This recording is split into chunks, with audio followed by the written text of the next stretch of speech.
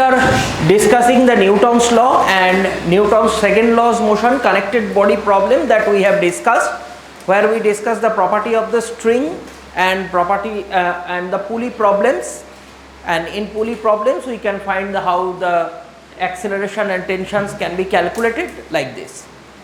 Now there are some other problems apart from the connected body problems and pulley problems, all these things. This is called an elevator problem, means man inside an elevator is rising upward or downward with acceleration, and in that case the feeling of the weight will change. Sometimes when the elevator is moving upward with acceleration, our feeling of the body weight increases, we feel that our body weight increases, and if it is going down, then we feel that our body weight will decrease. Now how this feeling comes and what is the reason behind that we will discuss. So let us consider first one is an elevator cage in which a man is standing inside the elevator. We consider that their elevator has no acceleration. Elevator has no acceleration. Okay. So it may be at rest, may be moving with uniform velocity, upward, downward, anywhere. In this situation, what are the forces acting on the man? First one is an external force, that is weight, because earth pulls it downward, that is mg, which is called the weight of the man. Now there is another force acting on the man, that is the normal reaction force exerted by the floor of the elevator, that is in upward direction. Let us consider this as N, normal reaction force exerted by the floor of the elevator, that is in the upward direction. And since the man is not accelerating, we can say that these two forces will cancel each other, means these two forces exactly equal and opposite but acting on the same body. So they are not third law, they are acting on the same body but equal and opposite equal in magnitude and opposite in direction. So their resultant force will be 0, and as a result the elevator's acceleration, because acceleration of the elevator is 0. So we can write N equal to mg. Now second case, we will consider that the elevator is moving upward with constant acceleration.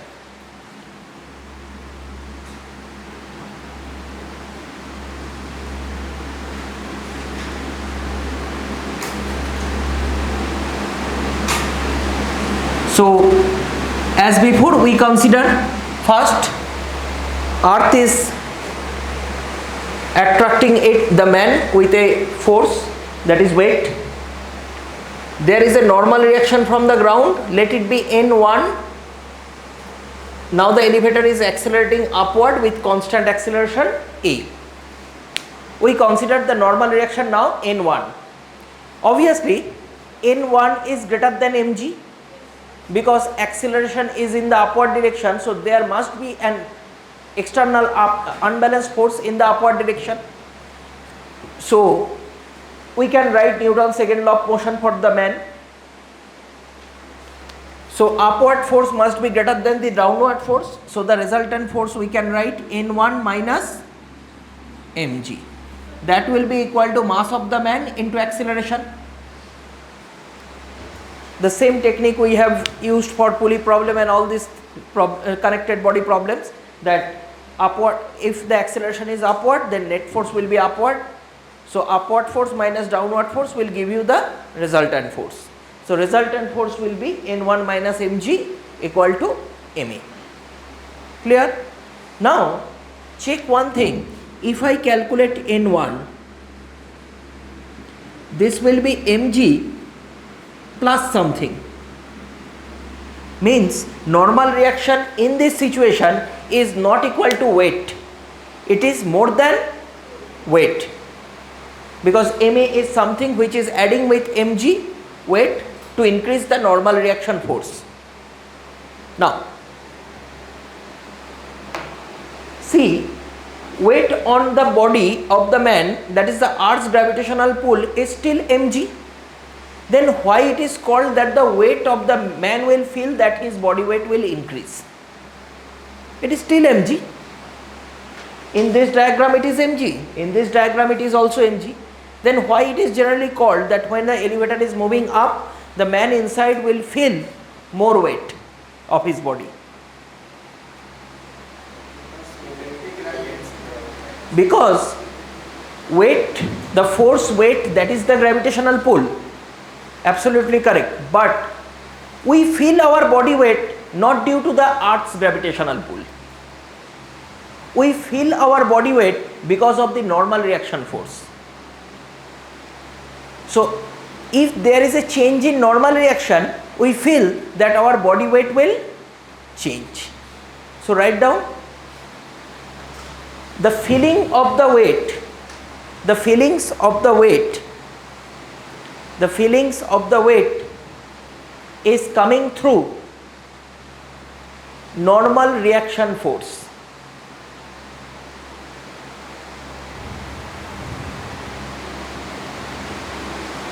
Feelings of the weight coming through normal reaction force. Okay.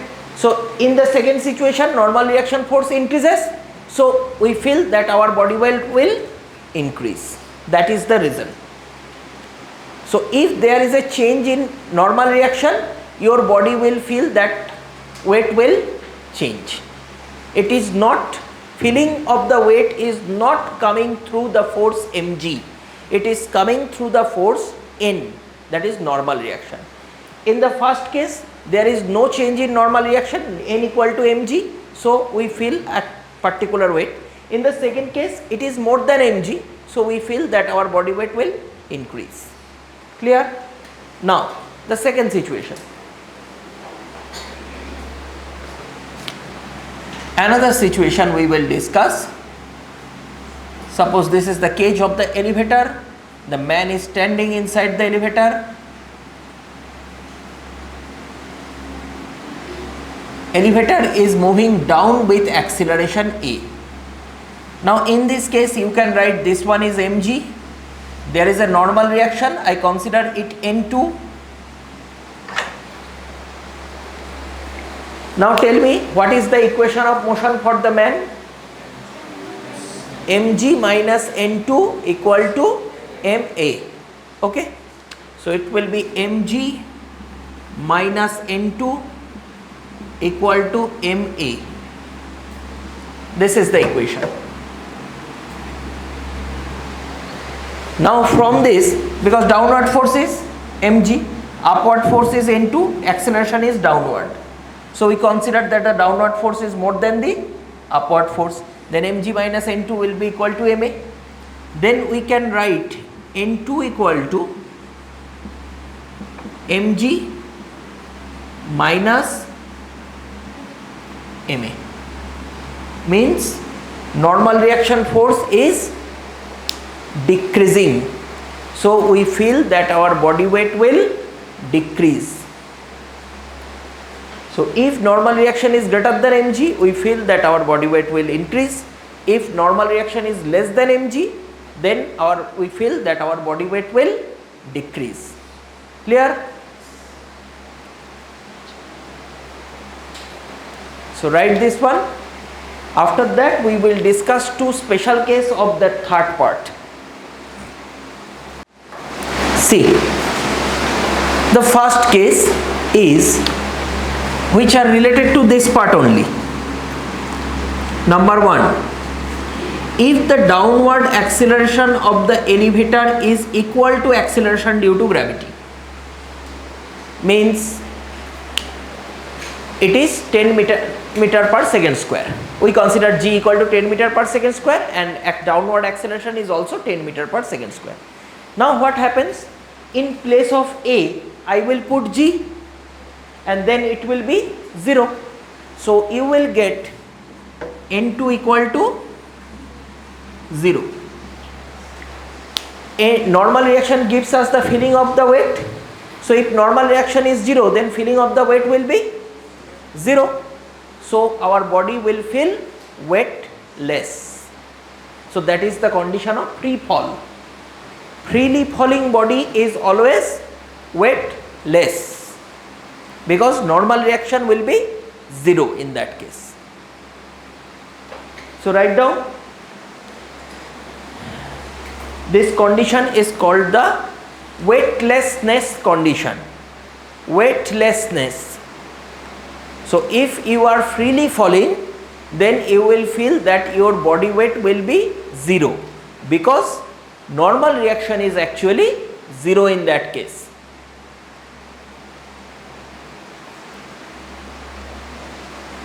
Because A and G balances, A and G are equal, in that case Ma equal to mg, and then normal reaction comes 0. Okay. Now the another part of this problem, if it occurs that A is greater than G, A is greater than G means very dangerous situation. Elevator is moving down with an acceleration, suppose 15 meter per second square, and G is only 10 meter per second square. So elevator is moving faster towards the ground than acceleration due to gravity. So in that case, Ma, this term will be greater than this term, because A is greater than G. So Ma will be larger than mg, and as a result N2 will become negative. Mg minus Ma, if mg is something, Ma is more than that. In that case N2 will become negative. So write, N2 becomes negative. So N2 is less than 0 in that case. N2 is negative in that case. This condition is called super weightlessness. Super weightlessness.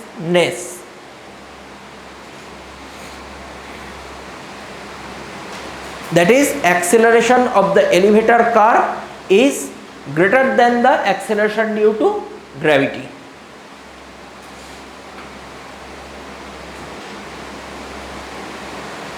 Clear? Now, what is the physical meaning of N2 negative? N2 less than 0 I write, means N2 is negative. What is the physical meaning of that?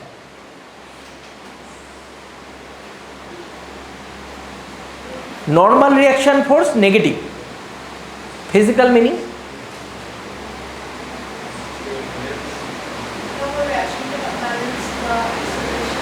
Na.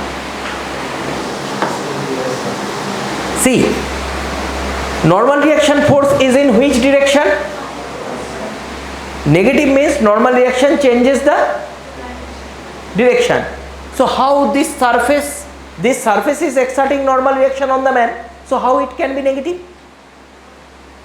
Surface will only push the object, but it is showing that in this situation normal reaction becomes negative. Then how can you explain that this one becomes negative?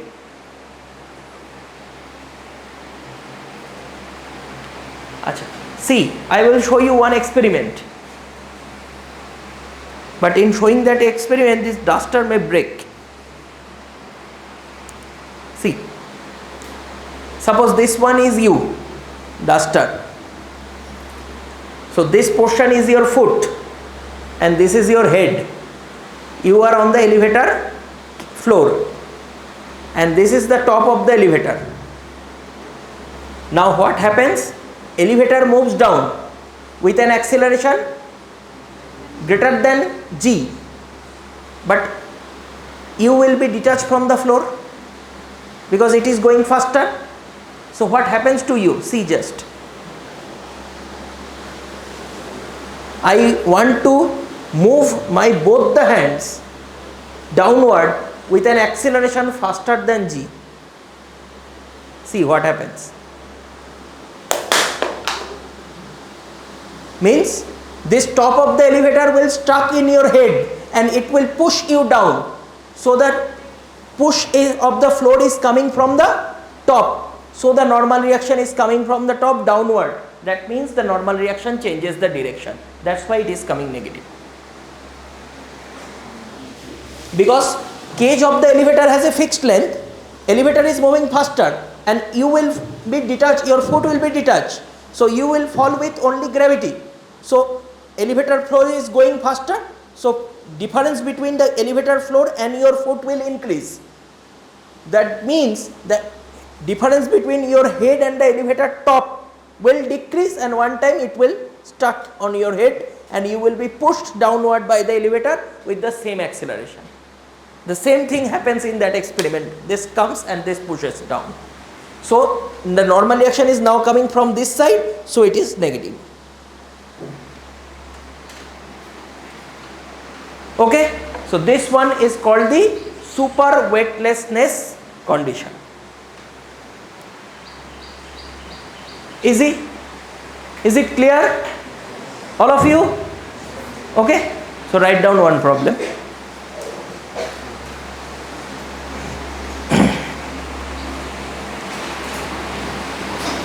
A glass plate at rest can bear a maximum mass of 10 kg kept over it. Okay,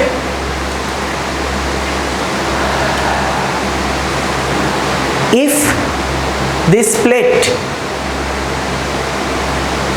is placed inside an elevator floor, if this plate is placed inside an elevator floor moving upward with constant acceleration 2 meter per second square, 2 meter per second square, then find the maximum mass that can be placed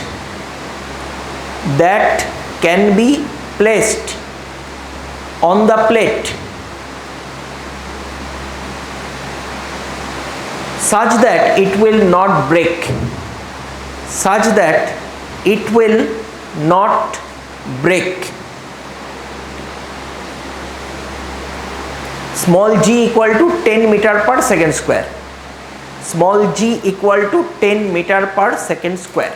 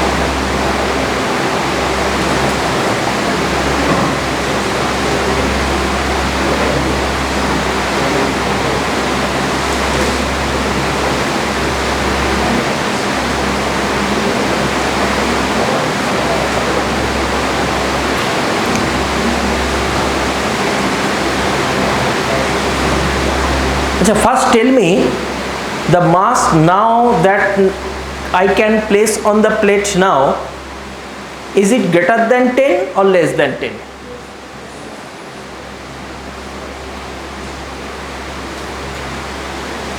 Can we put greater than 10 kg or 10 kg or less than 10 kg? Less than 10 kg. Now why less than 10 kg? Because the normal reaction will increase since the acceleration of the elevator is in the upward direction. So previously, how much force the glass plate can tolerate in when it is at rest?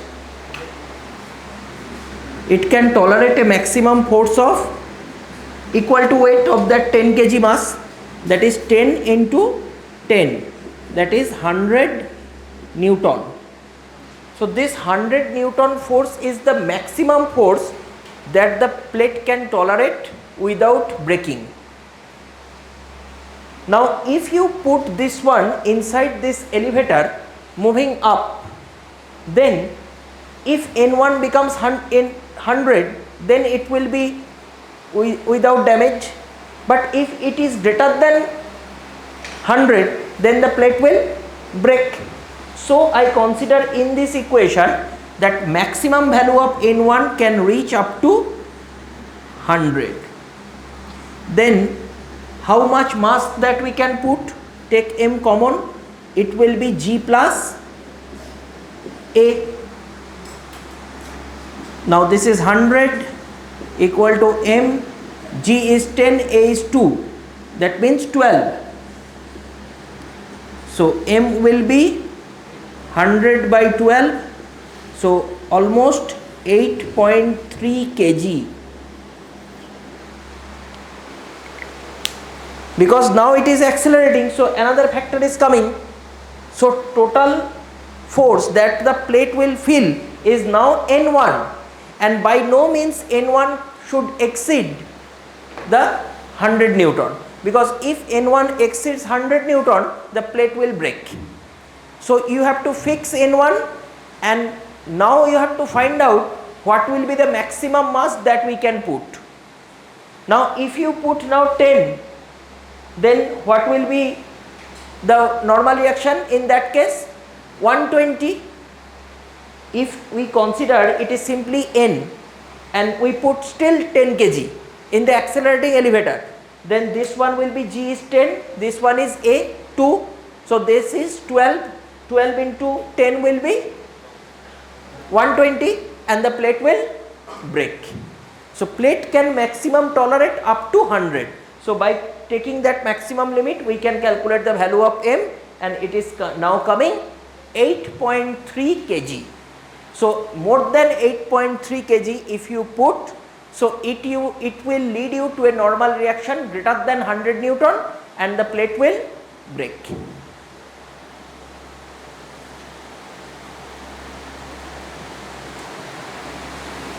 Is it clear to everyone that why we cannot put 10 or more than 10 now? So 8, if it is like greater than 8.3, definitely it will cross 100 and plate will break.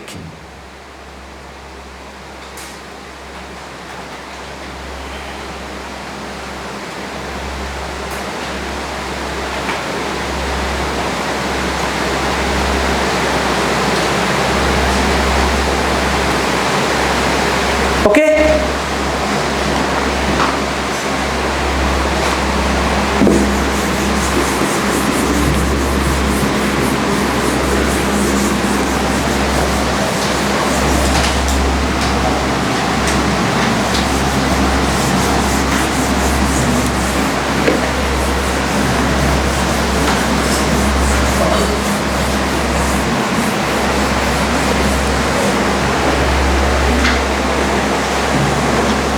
Next,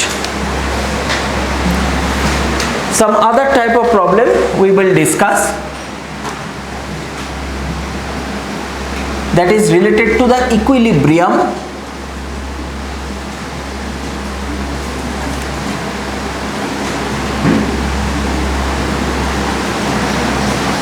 equilibrium problems, equilibrium under the action of some forces. See, suppose there is a rigid support and from which there are two strings like this. These are perpendicular to each other. This angle is given 30 degree, and from this point with a string a mass is hanging, that is M. M mass is hanging from this point by means of a string.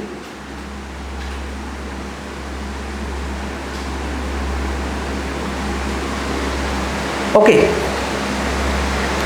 The question is, find the tension in the three strings. Three strings are there. This one, this one, this one. So you have to find the tension in each of the strings.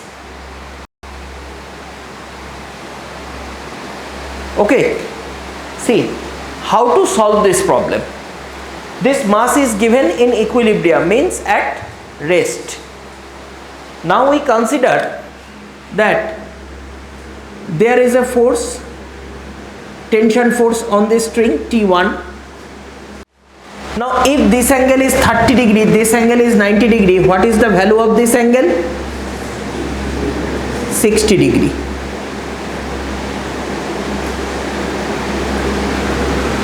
If this is 30, this one whole angle is 90. So this one is 60, means this angle should be 30 degree. So that string 1 makes an angle 60 degree with the vertical line, and string 2 makes an angle 30 degree with the vertical line. Oh,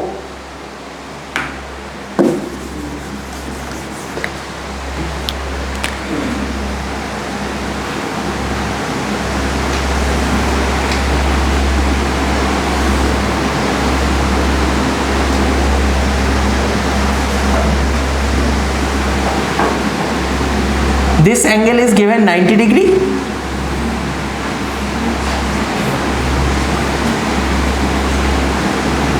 T1, T2, T3,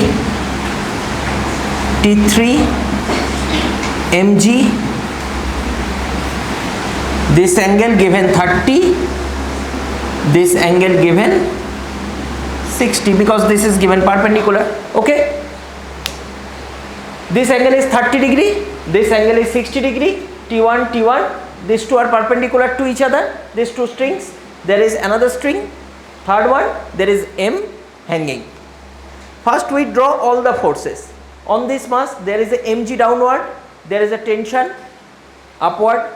At this point there is a tension T3 downward. In this direction there is T2, there is T2. Okay. Now this entire system is in equilibrium. Now I will draw a vertical line from this position.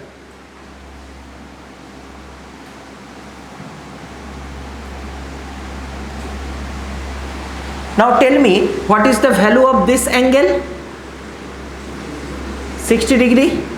What is the value of the remaining angle? 30 degree. Now this T1 can be splitted into two components. One is along this direction,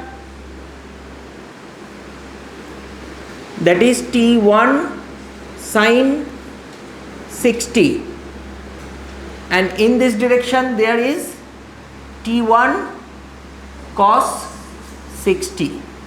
Similarly, T2 can be splitted into two parts. One is along this direction, that is T2 sine 30, and in upward direction T2 cos 30. Is there any other force? No other force. Now first come to the equilibrium condition of this mass. Means net upward force and net downward force will be equal, because net force is 0 since this mass is in equilibrium. So T3 should be equal to, T3 will be equal to mg, because there is no acceleration, nothing, acceleration 0. So I can write T3 equal to mg. Clear? The first equation for the equilibrium of the mass m is T3 equal to mg. Now come to this point. In the horizontal direction, there are two forces. One is along the positive x-axis, another is along the negative x-axis. These two forces must be equal, otherwise it will move on this side or on this side. So I can write T1 sin 60 will be equal to T2 sin 30. This is my second equation. This is first equation. This one is second equation.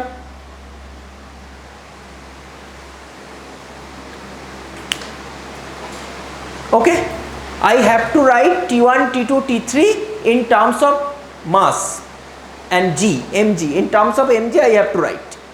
So first, since there is no horizontal movement of any of the parts of the system, then horizontal forces should balance. That means force along negative x-axis and force along positive x-axis will cancel each other. Means T1 sin 60 should be equal to T2 sin 30. Now in vertical direction, at this point, what are the forces upward? T1 cos 60 plus T2 cos 30. That should be equated to T3, because at this point T3 is the force vertically downward. So all forces should balance. So I can write T1 cos 60 plus T2 cos 30. This is equal to T3. That is equation 3. Now check. First check whether all the points are clear or not. First we consider the equilibrium of the block. For the equilibrium of the block, upward and downward force must balance. Then T3 should be equal to mg. For the horizontal equilibrium of the junction point of the string, T1 sin 60 should be equal to T2 sin 30. For the vertical equilibrium of the junction point, T1 cos 60 plus T2 cos 30 should be equal to T3. Then all the parts of the system are in equilibrium. Then we have to solve for T1 and T2, because T3 is already in terms of mg. We are getting that T3 equal to mg. Now we have to express T1 and T2 in terms of mg. Okay. Now how to do it? From equation 2, I can write T1 into root 3 by 2, that is equal to T2 into sin 30. Sin 30 is half. So we get a relation that T2 equal to root 3 times T1. This is my equation, suppose 4. T2 equal to root 3 T1. That is my equation 4. Okay. Now come to equation 3.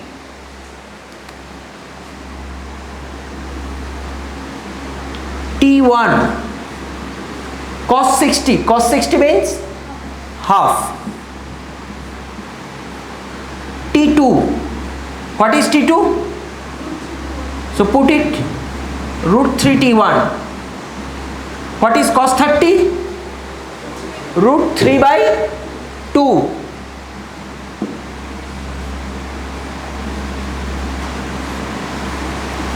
That is equal to T3, but we from first equation we know T3 equals to mg. So write it, T3 equal to mg.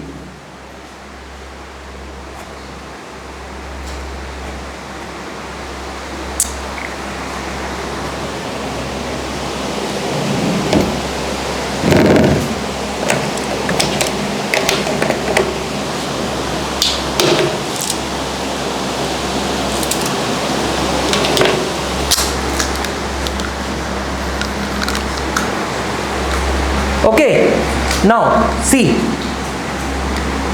so we can write T1 by 2, root 3 will be 3 plus 3 T1 by 2, that is equal to mg. Check, T1 by 2 plus 3 T1 by 2 equal to mg. So it will be T1 by 2 plus 3 T1 by 2. It will be 2 T1. 2 T1 will be equal to mg. So write 2 T1 equal to mg. So T1 is coming mg by 2. T1 is coming mg by 2. Now put the value of T1 in equation 4, you will get the value of T2. So T2 will become root 3 mg by 2. So that is the answer. T3 is coming mg, T2 is coming root 3 mg by 2, and T1 is mg by 2.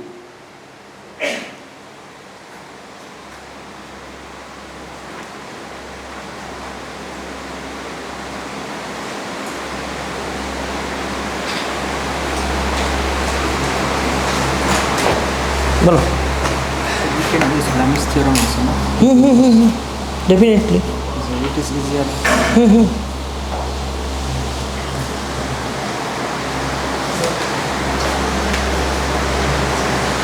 Yes.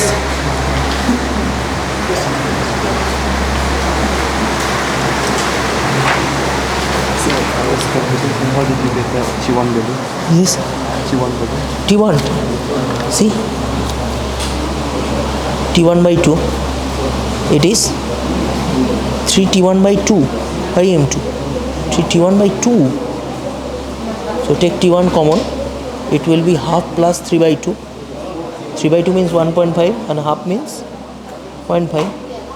So 1.5 plus 0.5 means 2. So that's why I write 2 T1.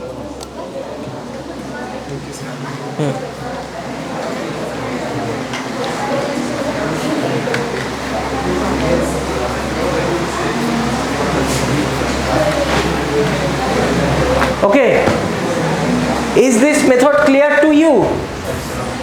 This is from the vector resolution. I use the vector resolution, then equate the components such that net force will be 0 on any part of the system. Now, there is another method that we can use to solve this problem, and that will be much more quicker. That we have discussed earlier when we are discussing the sum of the vectors is 0 and we can represent it by the sides of a triangle. I told you one theorem that is called the sine rule for trigonometry or Lam's theorem for vectors. So now we can solve the same problem by using the Lam's theorem. Check.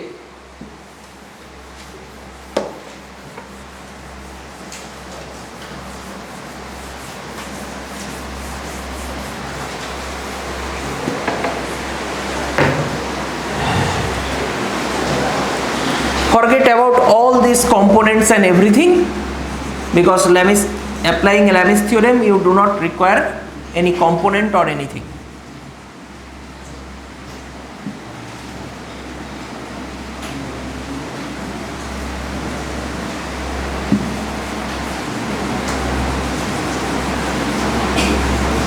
See,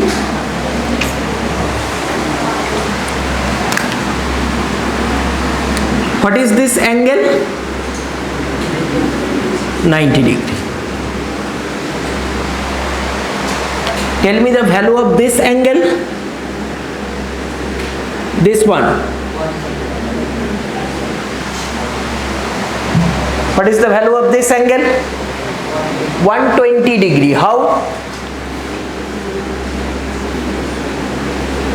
This part is 90. This part is 90. So remaining part should be 30. So it will be 120 degree.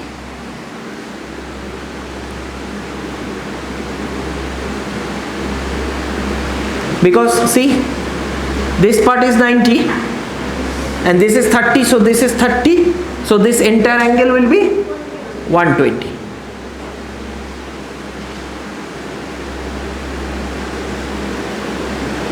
Then what is the value of this angle? 150. This is 120 plus 90. 120 plus 90 is 210. So 360 minus 210 will be 150. So it will be 150 degree. Okay. Now T1. What is the opposite angle of T1? What is the opposite angle of T2? What is the opposite angle of this T3? So we know for this mass directly we can write T3 equal to mg. Now for the remaining 3, this about this point net force will be 0 because entire system is in equilibrium. So I apply the Lami's theorem, that is T1 divided by sine 150 equal to T2 divided by sine 120, that is equal to T3 by sine 90. Okay. Now sine 150, what is the value of sine 150? Half. How it is coming? See, sine 150 can be written as 2 into 90 degree minus 30 degree. So it is even multiple of 90, so sine function will remain sine function and it will be 30 degree, and this sine will be positive because it is in second quadrant. All sine, tan, cos in second quadrant sine function is positive. So sine 30 is half. So write it, T1 divided by half, T2 sine 120 root 3 by 2. T3 is already known, mg, as sine 90 is 1.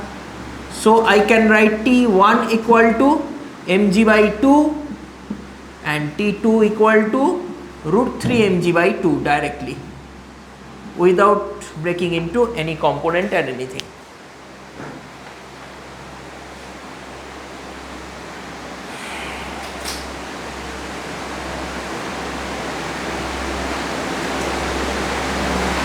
Take these two together.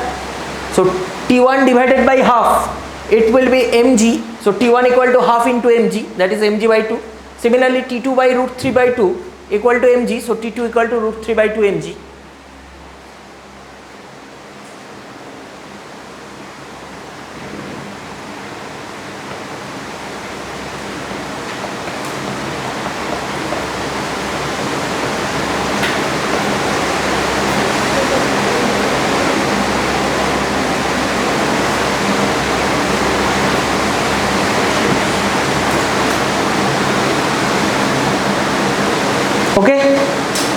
Is it clear?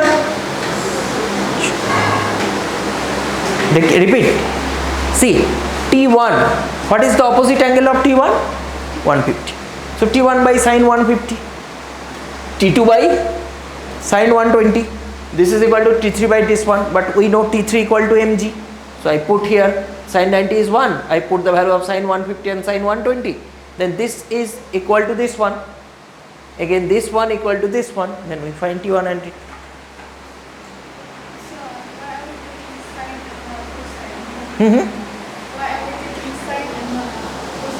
Not cosine. So what we have proved in that case, Lem's theorem.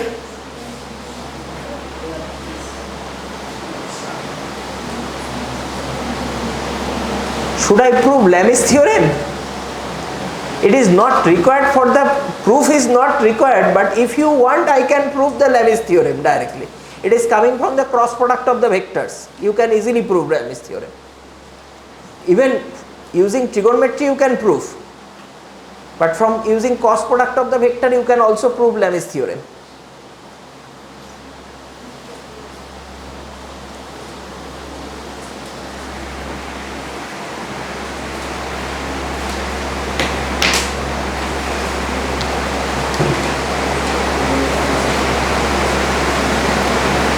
Okay, so I can give you the proof directly at the end of this class, but not here because it will take too much time and that will not definitely come in NEET syllabus. Yes, or NEET exam it will never come, the proof and all these things. Okay, next I consider another case of the equilibrium, but it is something different.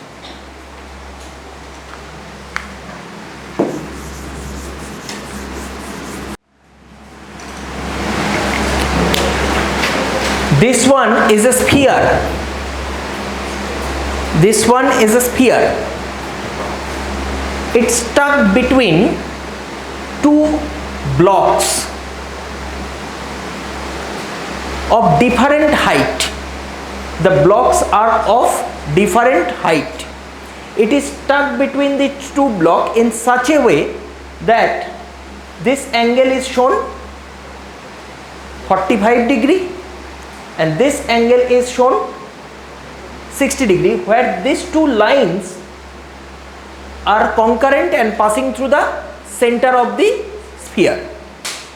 These two lines are passing through the center of the spheres, and these two lines are making angles 45 degree and 30 degree with the vertical. Okay, mass of the sphere is given m. If the sphere is in equilibrium, find the normal reaction exerted by each of the surfaces. Find the normal reaction exerted by each of the surfaces on the sphere, because it is in contact at 2 points, so two normal reactions will be there.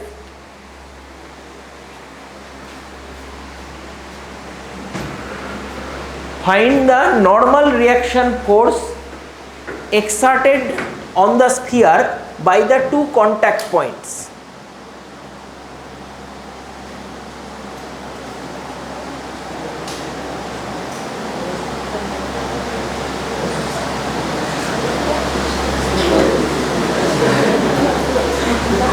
See, it looks very odd, but the problem is not that much odd.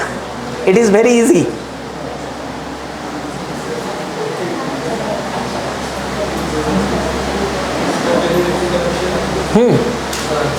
If the sphere is in equilibrium, then find the normal reaction force, means magnitude of the normal reaction force exerted by the 2 points of contacts.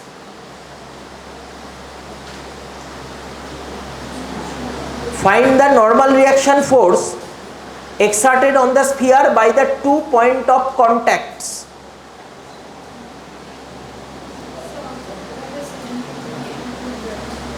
Equilibrium. Block is in equilibrium. See, suppose the two blocks is there, there is not adequate space to such that it can accommodate a sphere. So sphere will stuck in this portion. So that is the problem.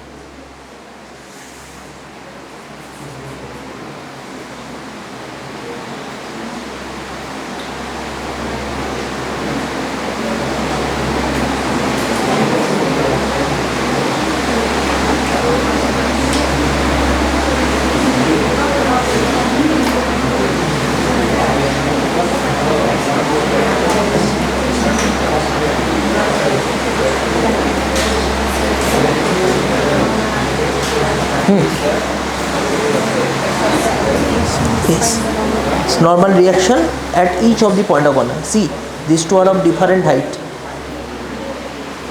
You draw same height.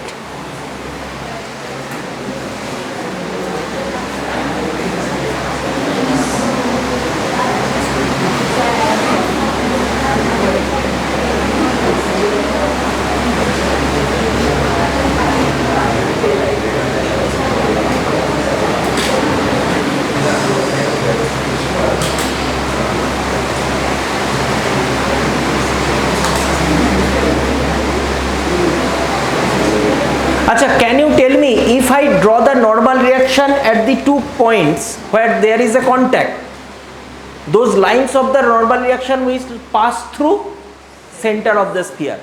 So draw it. So these two are two forces, N1 and N2, and there is another force, that is weight, passing through the center. Weight is always passing through the center of gravity, that is mg, and then under the three forces this sphere is in equilibrium. Apply Lami's theorem or component breaking, anyone. Okay. Now check. First line is this one. This one is one normal reaction exerted by this junction. It is directed along this. Let it be N1. This junction will apply a normal reaction, that is along this, N2. Is it clear? Now from the center, weight will act in the downward direction, that is mg. mg will act from the center of mass in the downward direction.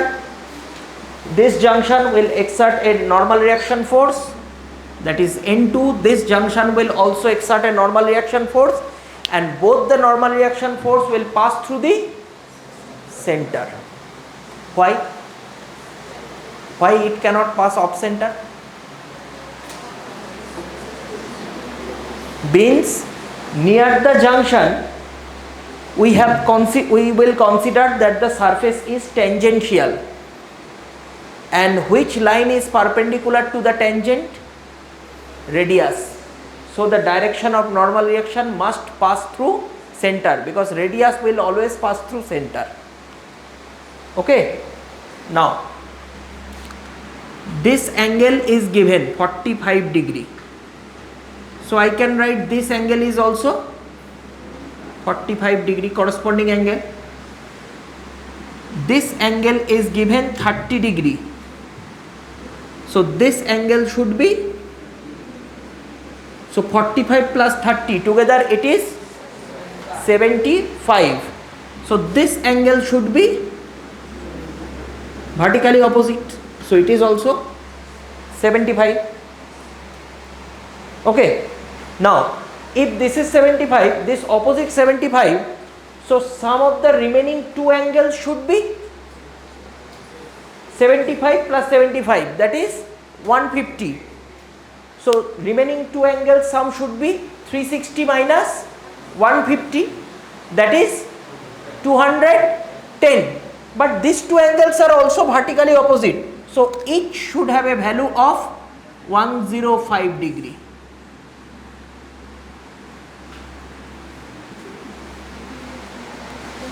Complete. This angle splitting and all these things are completed. Now I will draw this diagram of only the forces. this one is N2, this one is N1, this one is mg. Now angle between N1 and N2 is 75 degree. Angle between N1 and mg is 135.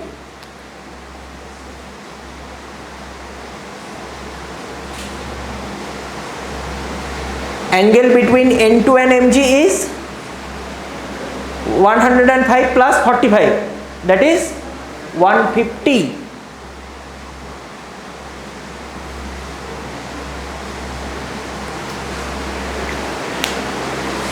Okay. So angle between N2 and N1 becomes 75 degree, angle between N1 and mg is 135 degree, and angle between N2 and mg is 150 degree. Now apply Lami's theorem. N1, what is its opposite angle? Sine 150, equal to N2, its opposite angle is sine 135. This is equal to mg divided by sine 75.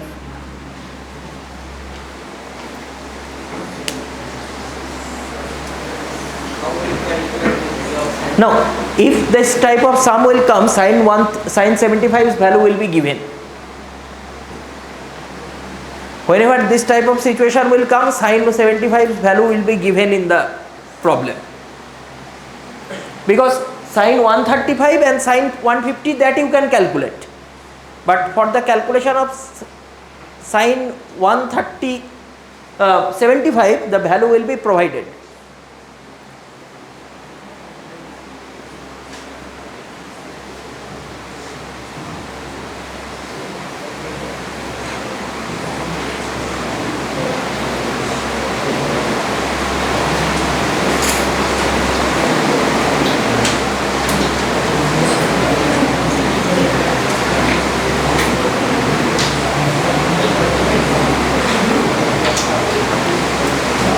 But sine 175's value can be easily calculated using the formula sin a plus b equal to sin a cos b plus cos a sin b, a equal to 45 degree, b equal to 30 degree. I can calculate it directly.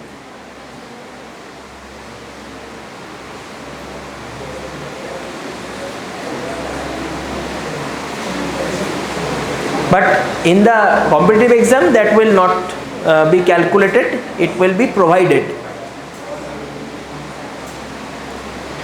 Okay, so whenever this type of sum will come, don't think that this is a very complicated sum. First you have to just draw the diagram and find the angles properly, because the complicated part of this problem is that if there are so many angles are there, the student may get confused to calculate the angles properly.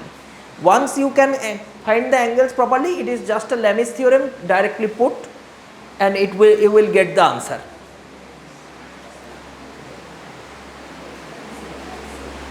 Okay.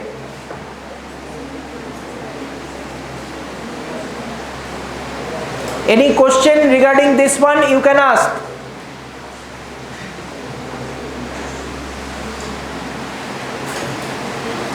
Now we will discuss one more problem on the equilibrium, but it's slightly different from the previous two cases.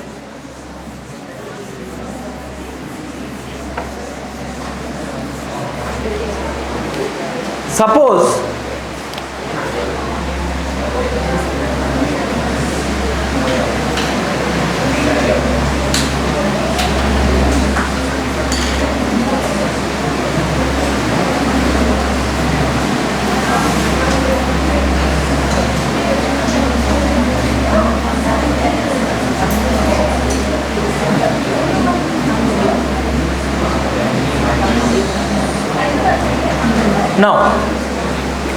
we consider that there is a car moving with uniform velocity. A car is moving with uniform velocity or at rest. In this situation, a pendulum bob hanging from the ceiling of the car is perfectly straight with the vertical line. Now, if the car is moving, suppose in this direction with a constant acceleration,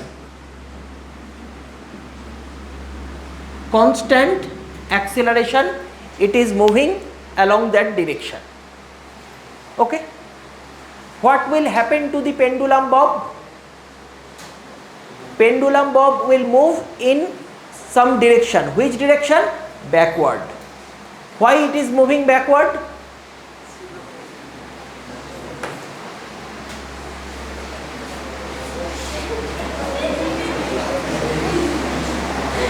Who is explaining?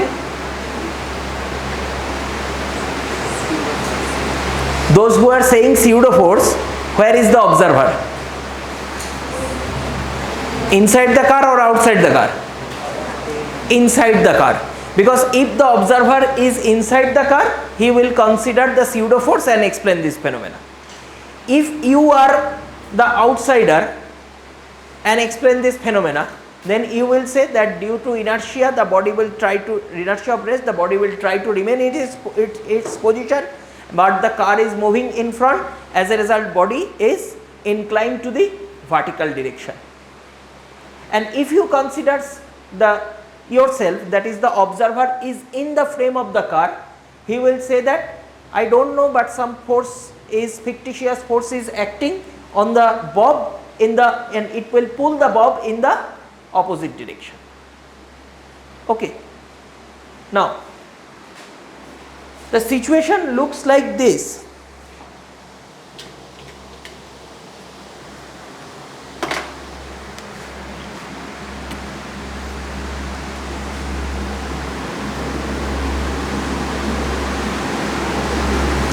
Looks like this. So the bob is shifted up to this position. Now, to solve this problem, which reference frame should we use? I can use both of them, either inertial or non-inertial, but it is better to use the non-inertial frame to solve the problem quickly and understand the problem better. Because if you consider pseudo forces, then in that frame, non-inertial frame, it is at rest and you will get a just problem of an equilibrium, that where under all the forces the bob is at rest. So the similar to the problems of previous problems of finding equilibrium, I will convert this problem by considering the non-inertial frame. Okay. Now in the non-inertial frame, now we have to draw all the forces in the new position of the bob. What are the forces?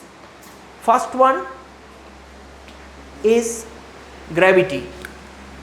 It is acting vertically downward, mg.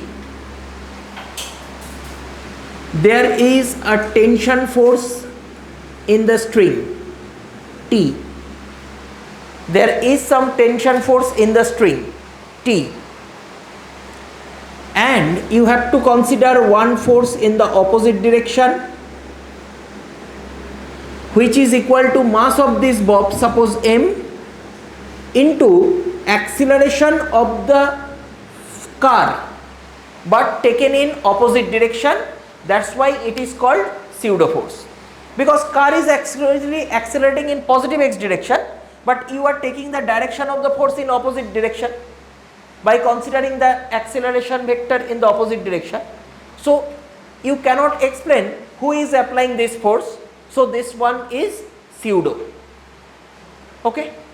Now you will consider that under the action of these forces, the bob is in equilibrium. So you can use Lami's theorem or you can use the component braking. I will use the component braking.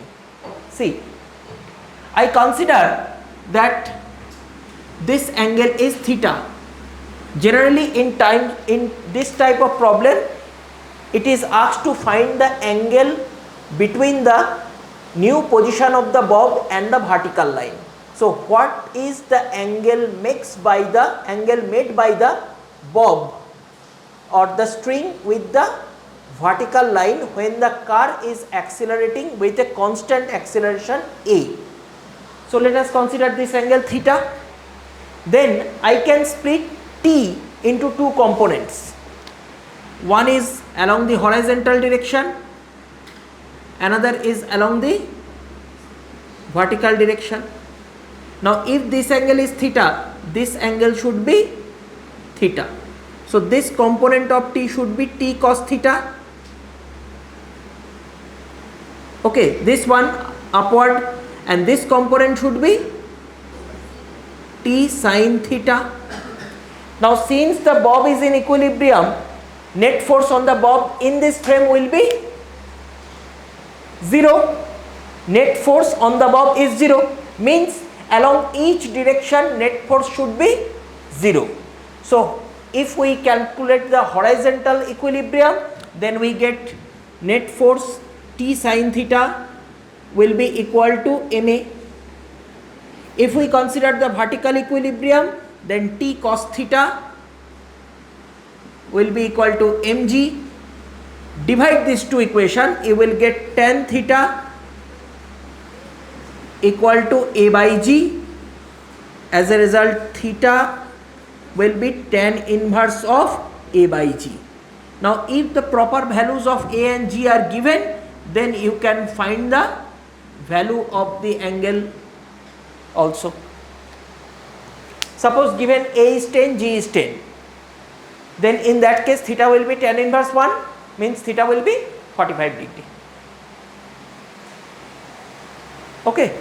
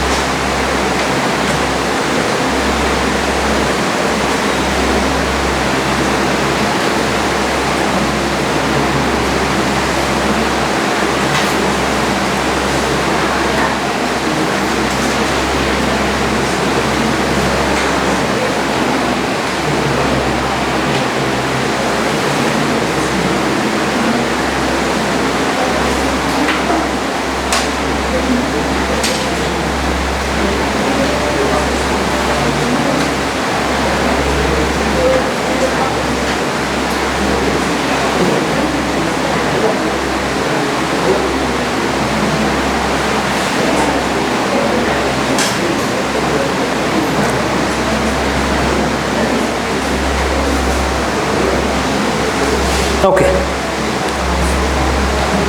done.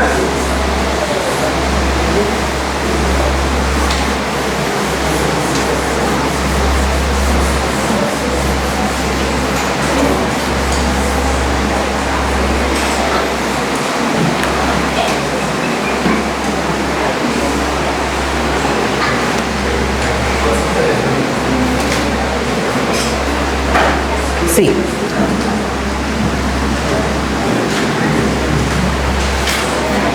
now before discussing the conservation of momentum problem related to the Newton's third law of motion, we will discuss one more case, one more type of forces, that is called the friction force.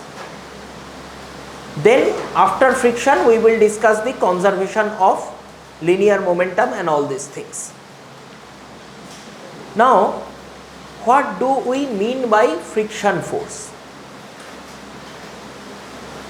How it can be calculated? Acha, okay, I will give you one example first. Suppose I have this chair and I want to pull it over this surface by applying certain force. So friction will try to prevent. Now by applying the force, I want to pull this table. So friction will prevent more, because the friction will increase, because this body has more mass, that's why weight, it has more weight, so friction will be more.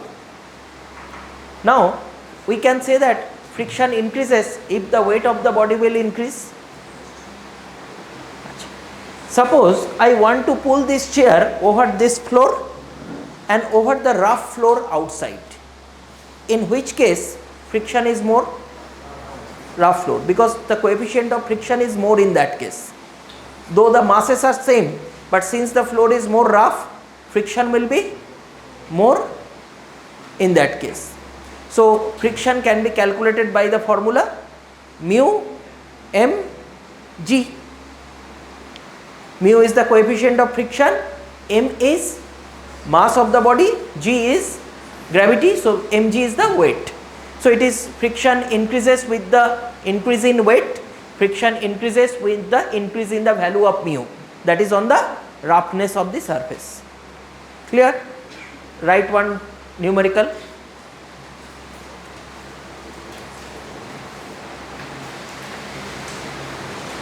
A block of mass 4 kg, a block of mass 4 kg is kept on a horizontal rough surface,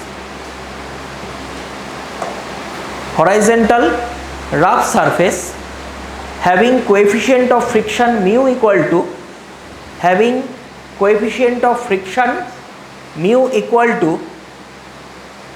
0.5. Friction mu equal to 0.5. Coefficient of friction has no unit. It 0.5. Find the friction force acting on the block. Find the friction force acting on the block.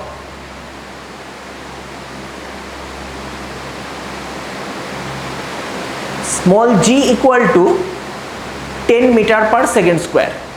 Small g equal to 10 meter per second square.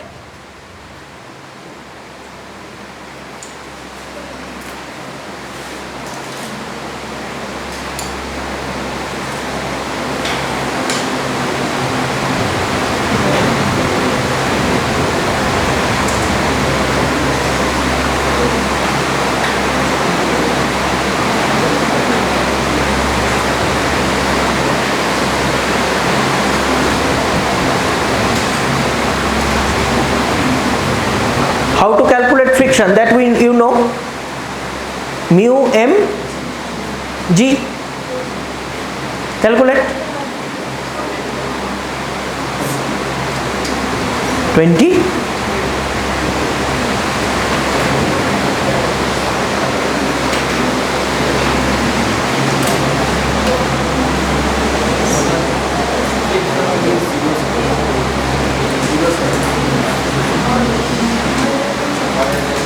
What is the answer? 20. Those of you get answer 20 Newton, punish yourself.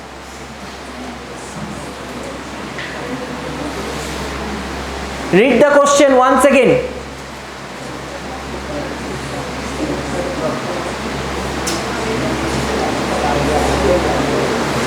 I know if I emphasize 1 or 2 times over that formula F equal to mu mg, you will jump into that formula to put the values and find the answer. That's why I deliberately say this formula 2 times or 3 times. See what is given in the problem. The body is kept. Is it pulled? Friction means which opposes the relative motion. Is there any tendency of relative motion? No. So friction will be 0. This formula is not applicable in that case.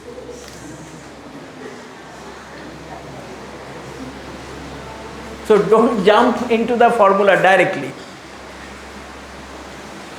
So friction in this case will be 0. Definition of friction means the force which opposes the relative motion between two surfaces in contact. If there is no relative motion or the tendency of the relative motion between the two surfaces, there will be no friction. Okay? Now,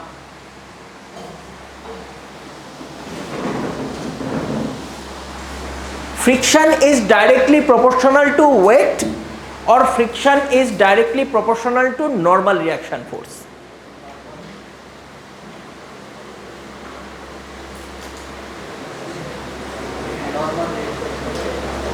Normal reaction force. Why it is not equal to weight?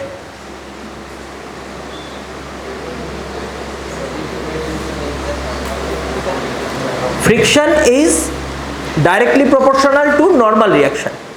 It is not proportional to weight. Though in some problem like this one, say we consider a horizontal surface, put a block of mass m and try to pull it by applying a force F, then friction will generate. There is mg, there is n. So if you write F proportional to n, after that line we can write F equal to mu n, and then all of us will put F equal to mu mg. We are putting mu mg, but still we are saying that friction is not directly proportional to mg, it is directly proportional to normal reaction, because in this case normal reaction is mg, but there is no guarantee that in all the cases normal reaction force will be equal to mg. Suppose I want to hold this duster against this wall. Okay. Now what is the situation? In which direction this weight of the duster acts? Vertically downward, mg. Which force prevents the duster from falling down? Friction of this surface. Friction is upward. Now how the normal reaction will come? Because I push it. I push this one, certain force F. Then since I push this one with a certain force F, this surface will also push this one with a force that is equal to normal reaction. So this normal reaction now equal to the force given by me in horizontal direction. So is it now equal to mg? No. So normal, there is no such cases that normal reaction is always equal to mg. In that case normal reaction equal to mg, but not in every case. It may be other forces can produce the normal reaction. So friction is directly proportional to normal reaction actually. Okay? Because suppose the block is on an inclined plane, then normal reaction will be equal to mg cos theta. Then it is not equal to mg, it is equal to mg cos theta. So friction will be equal to normal reaction, that is mu mg cos theta, not mu mg. Clear? Now, there is a peculiar property of the friction. That is, if you plot a chart between external force F and the friction, you will get this type of a situation. Value of F and value of the frictional force. I consider them in SI unit, means unit is Newton, its unit is also Newton. You apply no external force, friction will be 0. Suppose you apply 0.1 Newton, friction will become 0.1. You apply 0.2, so 0.4, friction will be 0.4. You apply suppose 0.9, friction will be 0.9. Suppose you apply 1, and you can see that it cannot increase further.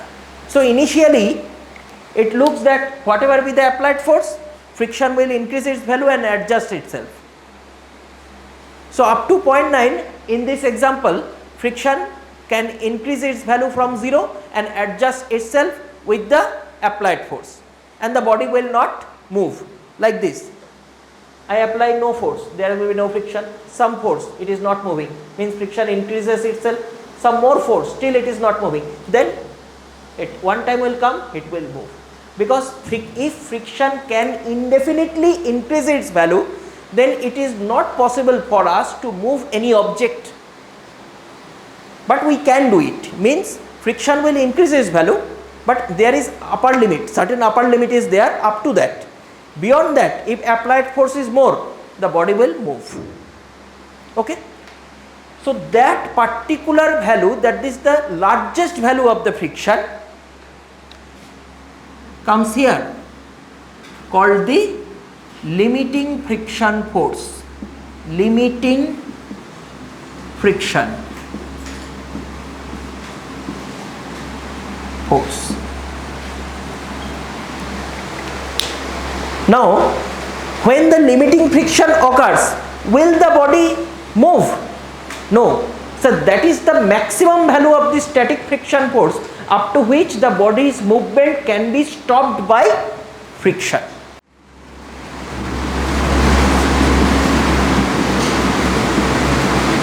Beyond this part is kinetic friction.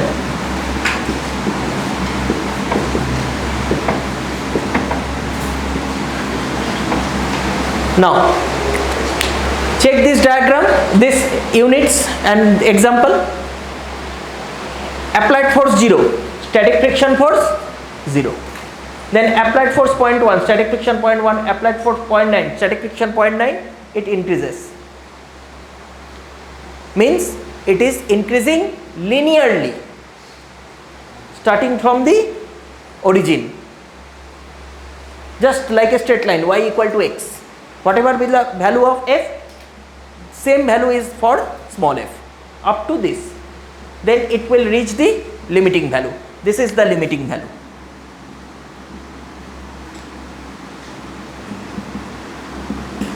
Limiting value. Now see what happens just after the limiting value. Once the applied force crosses that limiting value, the body starts to move and it is no more static friction. See, the value suddenly drops. Now there is one mistake in the book, most of the book that we read in class 11 or 12, that this portion is exactly straight line, horizontal line, but that is not correct. This one will be actually some irregularity as there, something moving up, down, but very small amount. Kinetic friction's value is not fixed. Now why these are not fixed? See, what are the concepts? Now previously I tell you that friction is directly proportional to normal reaction, not directly proportional to weight. And I show you with one example of the duster that if I push the duster with a force F, then normal reaction will be equal to the applied force by me. But I haven't answered why friction depends on normal reaction. I give you one more example that it may be depending on some other, normal reaction can depending on some other thing. But why friction depends only on normal reaction? See, if you have two surfaces in contact, whatever smooth its surface be, still there are, if you look through microscope, there are irregularities on the surface. Means the surface is always, there are roughness, kinks are there. Okay, this type of kinks. Now if the weight is more, then normal reaction is also more, and what happens? These kinks are attached firmly. These kinks are joined firmly. So once these kinks are joined firmly, it is very difficult to pull and break those kinks to move this one surface over the other. Means normal reaction force increases, so the friction will also increase. Now this joining of the kinks will be more firm, not only due to weight. If the surfaces are like this, I push it from this side, so due to that the normal reaction Due to that, normal reaction increases and the kings will be joined more firmly, and it is very difficult to break those joints. Now, once you break this joint by applying heavy force, that is the up to the limiting friction, then once these kings are breaking, this surface will be partially smooth, because kings are so much, now it is somehow polished than the previous case. Now the kings are not so firm, so it is easy to pull them, means the friction's value will drop.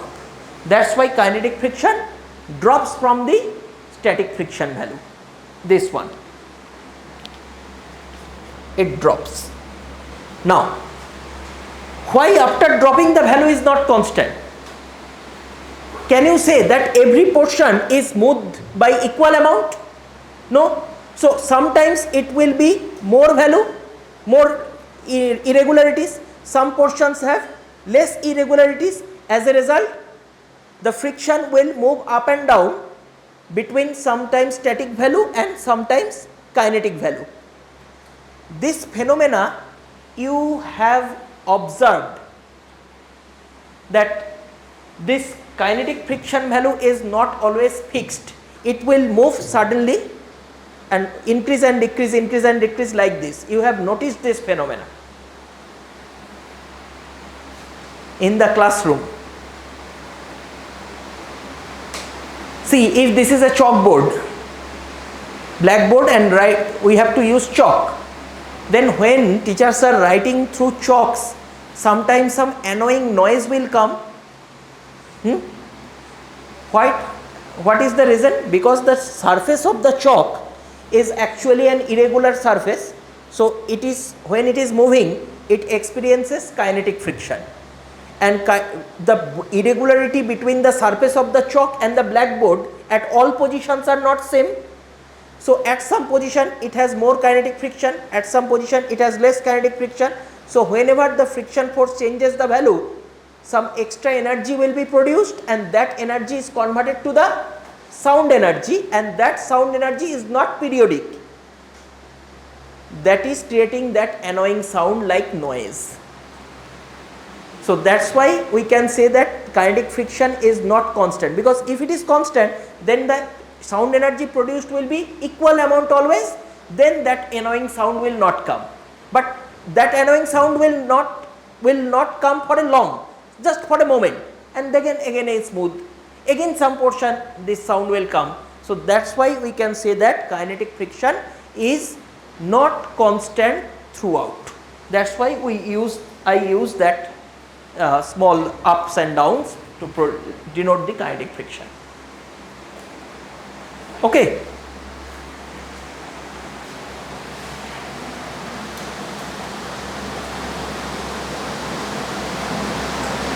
Acha, what I discuss about the origin of friction, that is the classical theory of friction. Classical theory of friction. But if you observe it in electron microscope, then some more phenomena will occur called the cold welding, and that is the actually origin of friction. And in that case we can show that friction is of electrical origin. Friction, actually there are 4 fundamental forces in nature. All forces, 4 fundamental category of force. One is strong interaction force, that is the nuclear force. Second one is electromagnetic force. Third one is weak interaction force or electroweak force. Fourth one is gravitation force. All forces in nature will come under any of this category. Most of the forces will come under electrical nature, electrical or electromagnetic nature. Friction also comes in electrical nature, but not by Coulomb's law. Electroweak nature. Coulomb's law says inverse square law. Friction is not obeying inverse square law, but electrical in nature actually, if you look with an electron microscope and all these things, the quantum origin of the friction. So, and normal reaction force that we consider, that is also of electrical origin. Why? Because whenever you put some object, these surface molecules are compressed, means between the charged particle, electrons and protons, all this, the gap will decrease, so they exert the repulsion force, and that is the origin of normal reaction which will push the surface upward. The tension force between the string, the molecules of the string, there are charged particles, they will attract each other, and as a result this intermolecular force is responsible for tension. So that is also of electrical origin. Most our muscle force, even you can say that I will slap on the other one hardly, and this is a contact force, how the electrical force will come. To pull your muscle, what is required? Different parts of the muscle will contract and expand according to your wish. That is coming through intermolecular attraction between the two parts of the muscle. So that is again an electrical impulse, and it is an electrical force. So most of the forces in nature that we will discuss in mechanics are of electrical origin. It may be following inverse square law like of Coulomb's law, but it may not be following inverse square law. It may be other power of law not following Coulomb's law, but still electrical in nature. Only exception is the weight, whose origin is gravitation. Gravitation is the only difference. All other forces that we discussed, friction, tension, normal reaction, even the spring force, Hooke's law, elasticity, that is also of electrical origin. Okay. Now we will discuss some problems considering the effect of friction and all these things. See,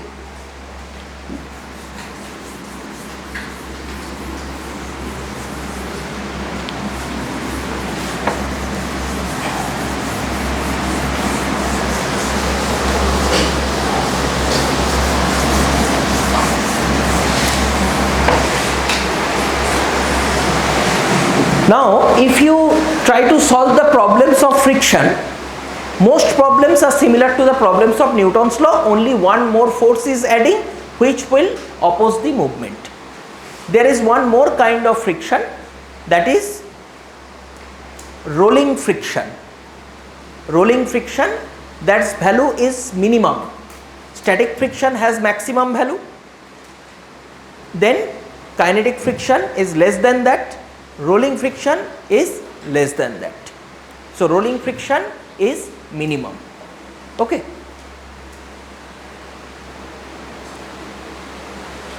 Now I will ask you one question, that is, this is a block, it is moving with a certain velocity along this direction, it is placed over a horizontal surface. What is the direction of friction on this body? Kinetic friction, because it is moving. What is the direction of that kinetic friction? Opposes the movement.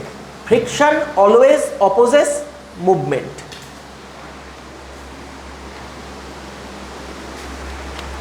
So this surface will apply a friction on this body, and that will be along this direction denoted by F. Okay. Now I consider this is a circular disc, means a wheel of a cycle, tire of a cycle, it is rolling. Now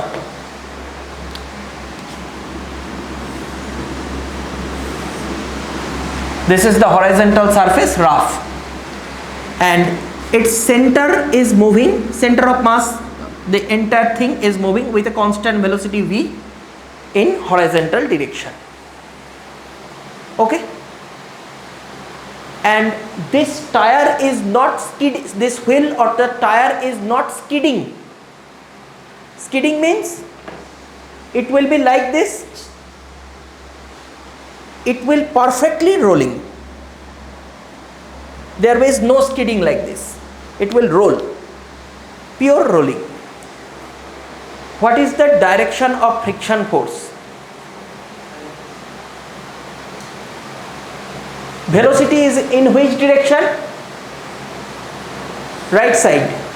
So what is the direction of friction? Friction should oppose the movement. So it will try to decrease the velocity.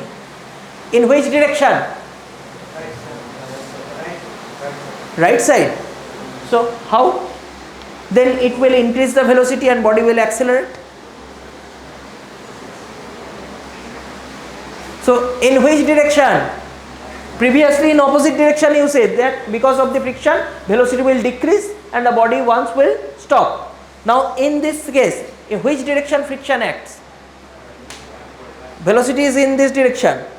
So friction will try to oppose the movement and as a result the body will retard, slow down and stop. So in which direction this retarding force should act? In which? Same direction as that of the velocity or opposite? Clearly tell me, same direction or opposite direction?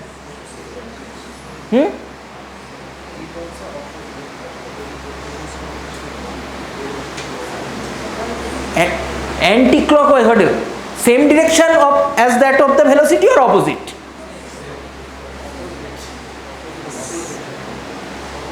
Acha, who said same direction? Who said that the velocity and the friction in this case they are opposite? All of you are agreeing. Now who said that in this case it is in the same direction? Raise your hand. Who is saying that this friction will be in the same direction as that of the velocity? Raise your hand. Who is with this? In the same direction? Only two. Okay. Why? Same direction? Will it not oppose? Ach. And those who are saying it is in the opposite direction of the velocity, all of the class are wrong. Only these two are correct. This is in the same direction as that of the velocity. Now you will say, sir, what is this kind of a magic? It looks like some kind of a magic that friction is here along the same direction. How it can oppose this velocity? See, in this situation, this is the center of mass. It is moving in with how much velocity? V. This contact point is also moving in this direction with velocity V. Friction will oppose the velocity of the point of contact. Friction will oppose the velocity of the point of contact. So here point of contact, this is a translational motion, sliding. So point of contact is also sharing the same velocity as that of the center of mass, and friction opposes that velocity. Now here center of mass is moving in this direction, but the instantaneous point of contact is not moving along this direction. It is not sliding, I mentioned. It is rotating, pure rolling. So instantaneous point has a tendency to move in this direction with velocity omega into radius r, and friction will oppose this movement. In circular motion, you know V equal to omega r. You have read in class 11 that in circular motion V equal to omega r for pure rolling.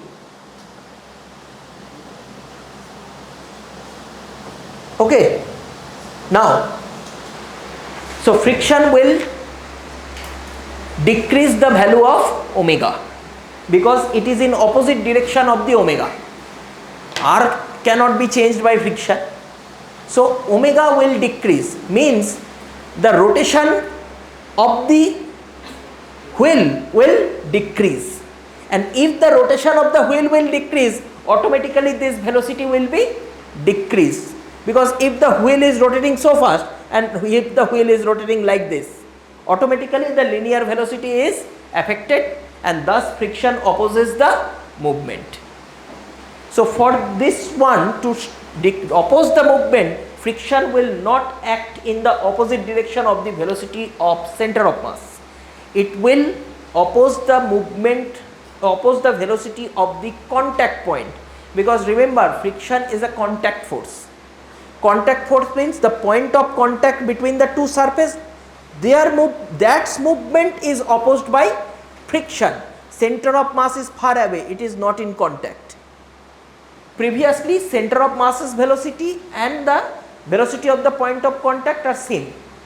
Now in this case center of mass is moving in this direction, but the point of contact is momentarily moving opposite. So friction will act to oppose the velocity of the point of contact. So the rolling will be affected, it will be decreased by friction, and if the rolling will be affected, omega will decrease.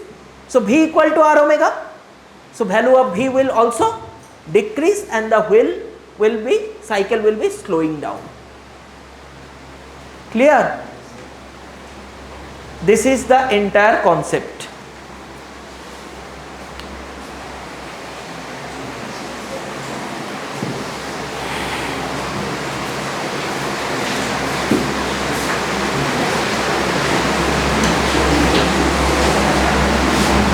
So sometimes this type of question can come, that this type of situation is given and direction of friction is given. It is along omega, it is perpendicular to omega, it is omega r, it is in the same direction or it is in the opposite direction, and if you mark that this F will be opposite to this one, it is completely wrong. Because if F is opposite, then it will help omega r to increase, and due to friction the rotation increases and cycle will move faster. Okay, is it clear to everyone?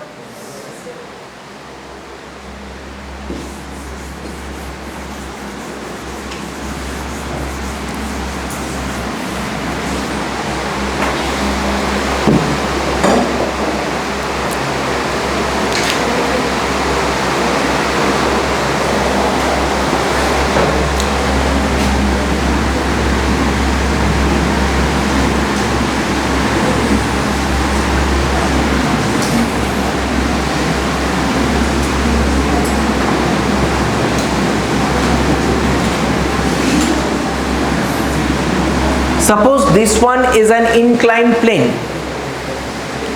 having angle of inclination theta, and there is a block on the inclined plane. It is at rest. It is at rest over the inclined plane. Now we can consider in this situation one force is acting downward, that is gravity. One force is acting perpendicular to this, that is normal reaction.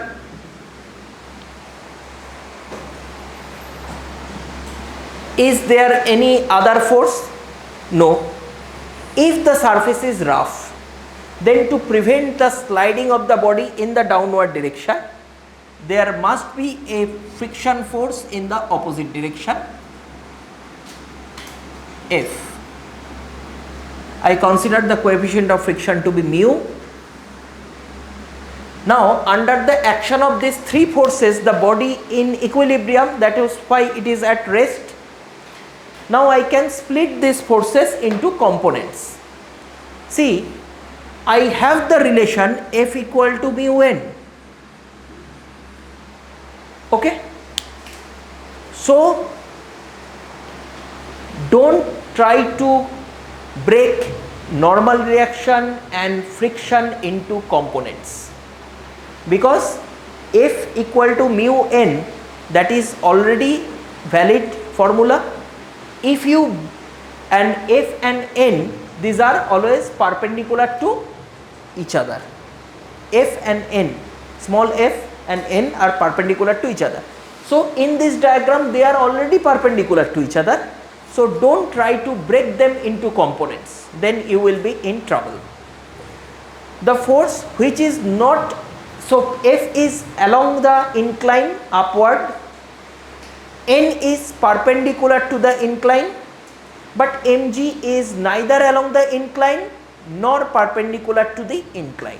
So I will resolve mg into components. Okay. So one component of mg is along this direction, perpendicular to the component. Another component of mg should be parallel or along the incline. So if this angle is theta, this angle will be theta, this component will be mg cos theta, this component will be mg sin theta. Now since it is in equilibrium, then we can write F equal to mg sin theta.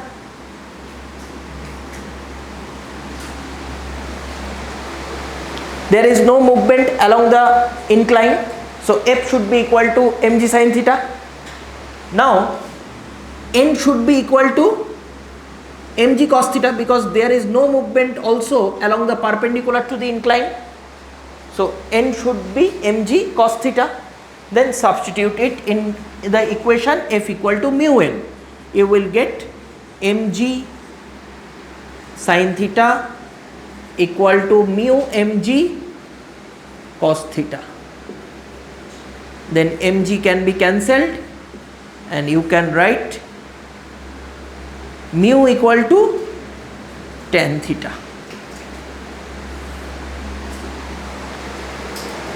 Okay. Now if for this particular theta the sliding just begins, if for this particular theta sliding just begins, then this particular angle is called angle of repose. Angle of repose means, suppose this body is in the horizontal surface. Now I increase the angle of inclination. One time will come when the sliding begins. If this is that angle where the sliding just begins, then this angle theta is termed as angle of repose. Repose means the sliding just occurs, just starts. Then if the surface coefficient is given, then that angle can be calculated by tan inverse of mu, will give you the angle of repose.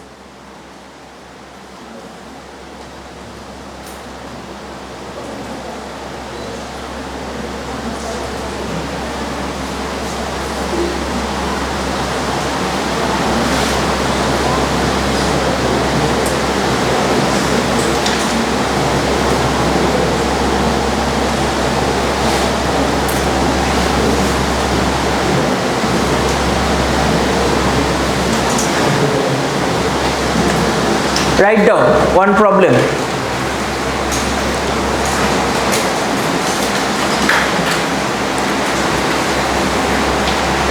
A small block is released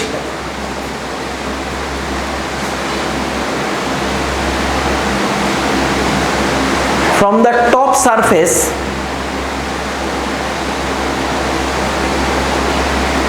of a smooth incline. From the top surface of a smooth incline having angle of inclination theta, having angle of inclination theta. Okay, it takes some time to reach the bottom.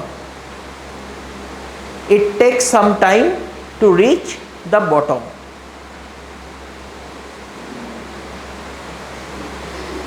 Okay. Now if the same incline is rough, if the same incline is rough,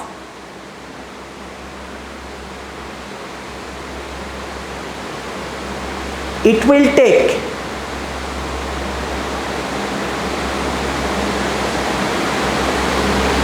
time n times, suppose 10 times or 5 times, so it is given small n times, n may be 5, maybe 7, like this. It will take n times time, n times to reach the bottom. Means if it is rough, it will take more time. Suppose previously it is taking t second, now it is taken 5 second, so that 5 is given as n. Then find the coefficient of friction of the rough incline. Then find the coefficient of friction of the rough incline.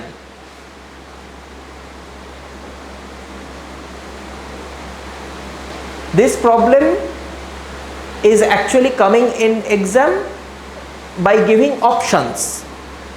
Here I am not giving any options. Calculate the mu.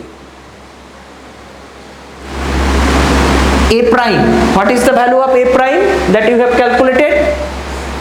G into sin theta minus mu cos theta. So put it, G into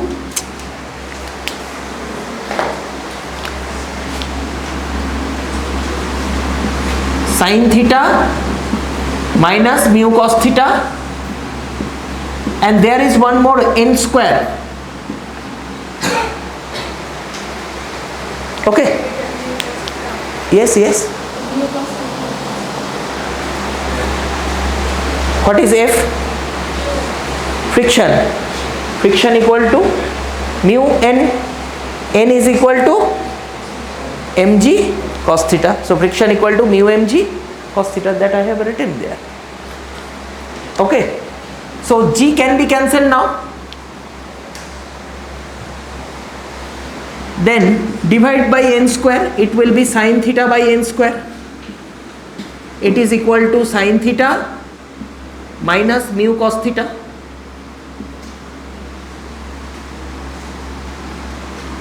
Then you can write mu cos theta equal to sin theta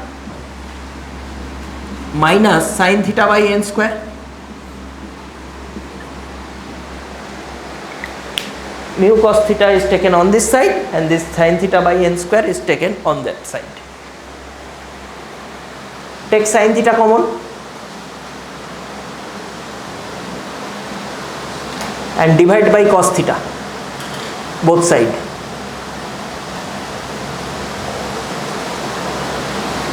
So you can write this one as mu cos theta equal to 1 minus 1 by n square into sin theta. Then divide by this cos theta on that side, it will be mu equal to 1 minus 1 by n square into tan theta.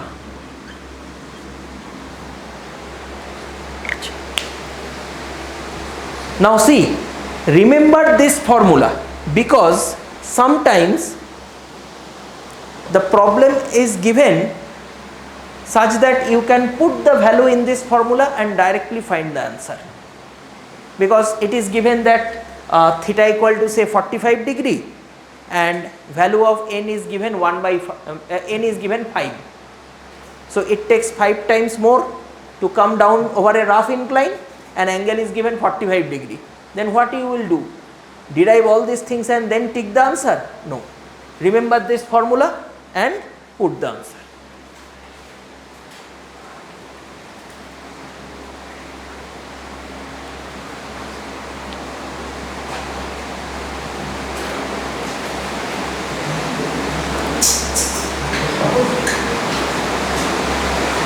That's why I use the time n times, because if it other problems it comes 6 times, 3 times, 4 times, then put n equal to 6, 4, 3 accordingly and solve the problem.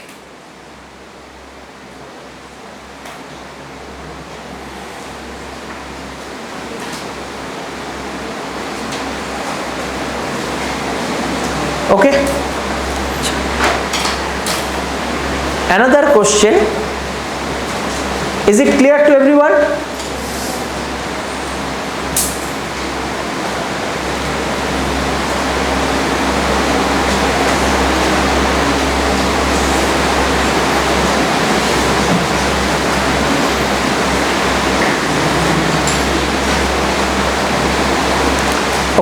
Write down. A block of mass m, a block of mass m, small m, is kept on a horizontal rough surface. A block of mass m is kept on a horizontal rough surface.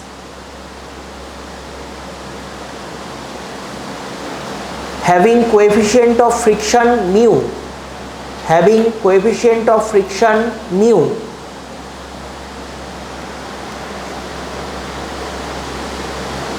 what is the magnitude of minimum force?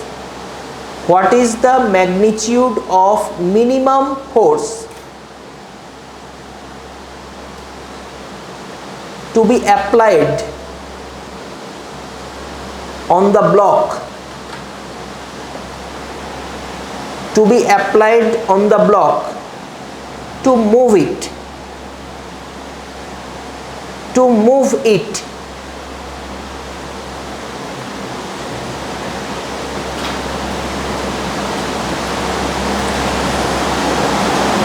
Minimum magnitude of force that has to be applied on the block to move it.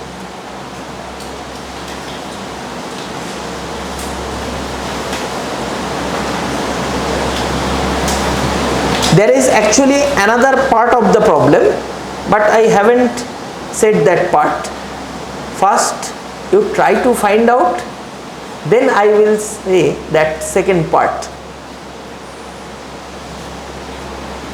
If I tell you the second part directly, then you will not think about this, that how this second part will come. You will definitely know that there is another part is there, so I have to go accordingly. But even if that is not given, it will be more conceptual to find that why that has to, second part has to come.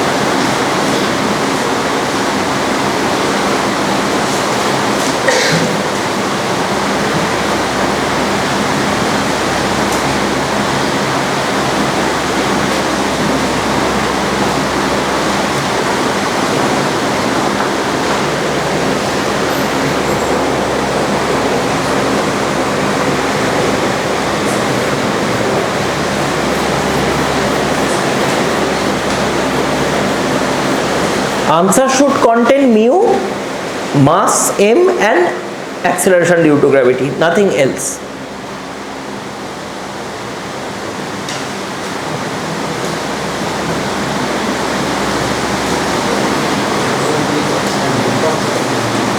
Theta, how theta will come?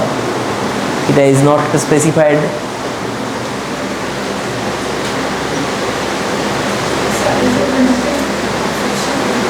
It is mg times friction. It is the limiting friction, that is mu mg. Okay. Acha, how many of you think that it is the value of the limiting friction? That is only mu mg is the maximum value of the static friction. So if I apply that force, then it will just start to move, just moves, means with uniform velocity. How many of you think that this mu mg is the correct answer? One is saying and other only one is supporting. Why all of the others are not supporting? You support. Okay. Oh, one more. Okay, fine. Then no other, only 4.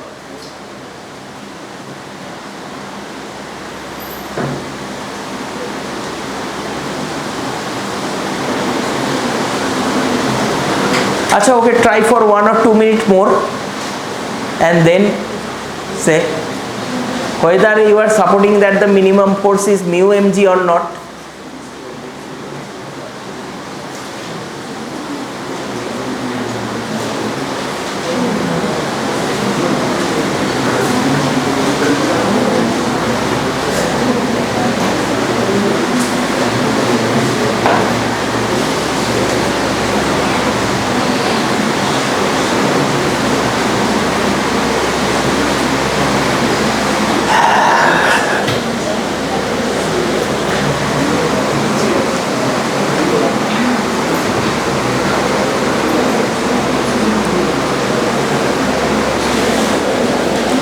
Is it not mu mg?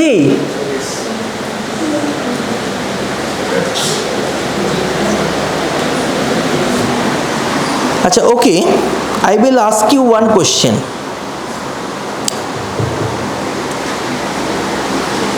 The force that has to be applied to move the block with minimum amount of force means the block will not accelerate, it will move with constant velocity. If you apply more force, the body will accelerate and minimum force is required. Acha, in which direction you considered that minimum force applied by you? Horizontally. Is it said in the problem that the minimum force should be applied horizontally? And how you are so sure that if I apply the external force horizontally, then it will lead you to the minimum force? It may be at any other angle with the horizontal. If I apply the force at that angle, then it may be minimum, less than this value of the limiting friction. Have you checked that? Check that. There is a particular angle with the horizontal. If you pull the body with a force along that direction, then only minimum force is required. If you pull the body horizontally, then minimum force is not required.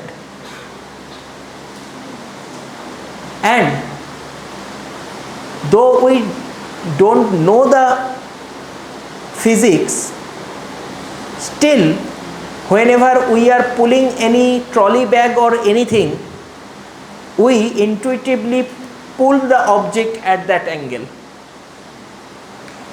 To pull a object, a trolley bag in the station when you are going, should we pull like this? No, we will pull like this. So obviously this force is given by at some angle. So knowing or knowing the physics or unknowingly, we apply the force at that angle because it will give us the minimum force to move the object, not like this.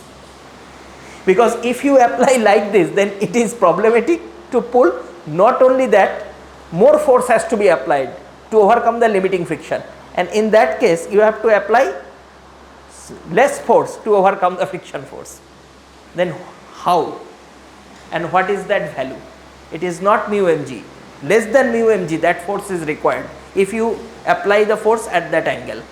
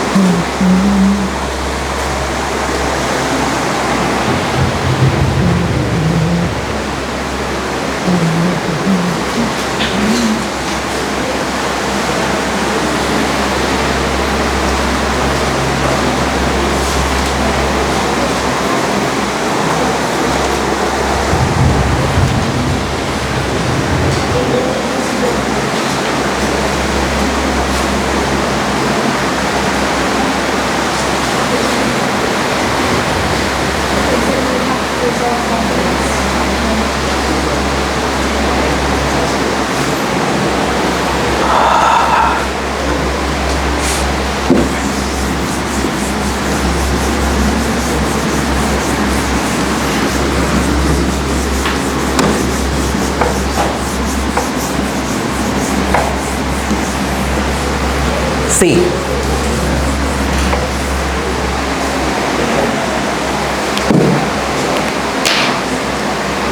first we consider that the object is here on a horizontal rough surface, and what are the forces acting on the object? One is mg, one is normal reaction. You try to, suppose we try to pull it with a force F along this direction, okay? Then we can consider that with horizontal this angle is theta, then this will be F sin theta, sorry, F cos theta,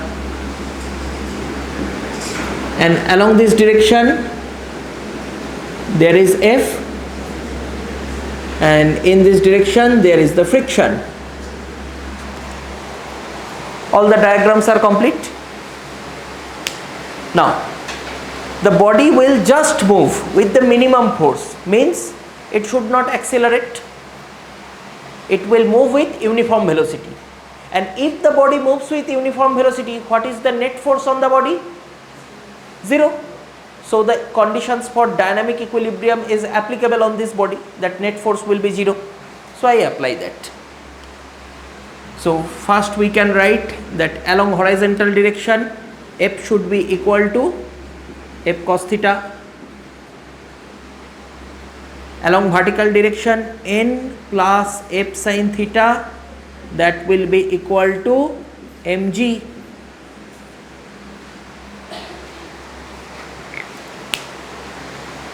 N plus F sin theta equal to mg for the vertical equilibrium, because net force in the vertical direction also should be 0, and since it is uniform velocity, so net force along horizontal direction should be 0. Now we have this relation F equal to mu n. Just put the value of F and n from this equation over there. What is F? Small f, F cos theta. So put it, F cos theta. Now it is mu into n. What is n? mg minus F sin theta. So mu mg minus mu F sin theta. So take this term on this side and take F common. It will be cos theta plus mu sin theta, that is equal to mu mg. Okay, then at this angle theta, how much force is required? Mu mg divided by cos theta. I write the sin theta term first. Mu sin theta plus cos theta.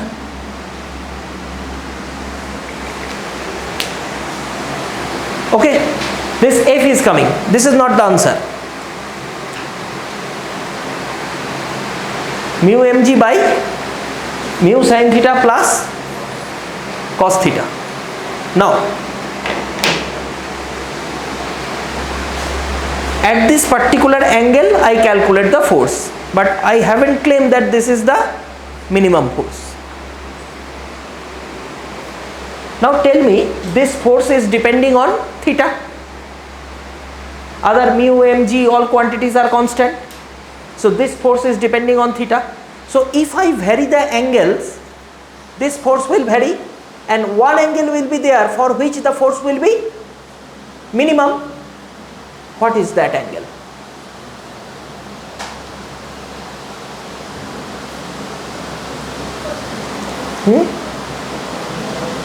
What is the value of that angle for which this will be minimum?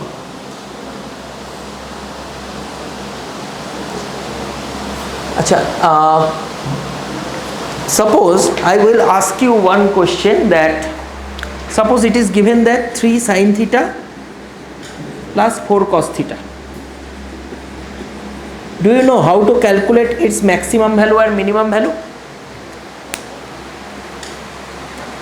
Suppose a function is given 3 cos theta, 3 sin theta plus 4 cos theta. How to find its maximum and minimum value?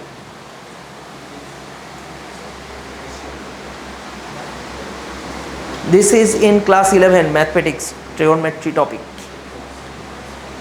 where those formulas are discussed. Sin a plus b equal to sin a cos b plus cos a sin b. This is there. How to find the maximum value and minimum value of this type of a function.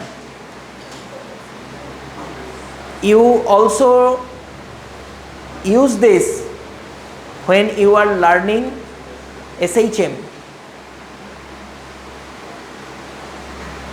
Two SHM superposition of two SHM having different amplitude. Here amplitudes are 3 and 4, because theta can be written as omega t. Then it will be an SH equation of an SHM. A sin omega t, A cos omega t.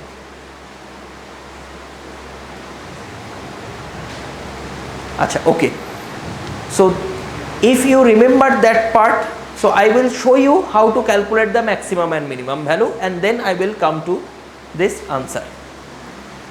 Of course, you can also use the calculus to solve this one also. Maximum and minimum value. First derivative 0 will give you maximum and minimum value. Maximum minimum problem you have done in calculus class 12. I think there is maximum minimum problem. Acha, okay. See how to find this one.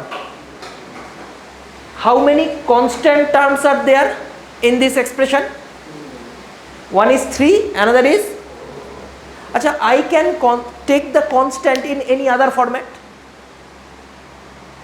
3 and 4, these are two constant like numbers. I can take that 3 equal to e to the power 4, that is also a constant. If I write 3 equal to e to the power 4, a to the power 4, a is a constant, e to the power 4 is a number. So I can manipulate the constant to write it in different form. So I want to write this 3 as capital A cos some angle phi, okay, and this 4 as A sin phi. So previously in the original expression, how many constants are there? 3 and 4. In this new format, how many constants are there? Again 2, A and phi. So I haven't changed the number of constant, but write it in as a trigonometric function. Previously there are two constant, now there is also two constant, but I have converted them from the algebraic numbers to some trigonometric numbers. A cos phi, A sin phi. Still 2, A and phi are unknown, they are constant. Now put it here. So this expression can be written as y. So this part is that problem. This part you forget the mathematical portion of this, that's why I am deriving, and then I will show you. See, this term is 3 sin theta plus 4 cos theta. So if we put 3 equal to A cos phi, then I can write A cos phi sin theta plus A sin phi cos theta. So in place of 3 I put A cos phi, in place of 4 I put A sin phi. Then this y is this expression I consider. So this y will become, taking A common, I can write sin theta cos phi plus cos theta,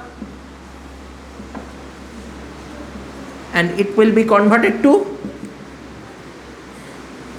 y equal to A sin theta plus phi.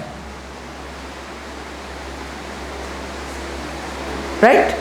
Now tell me, if I write sine theta plus phi, can I write like this?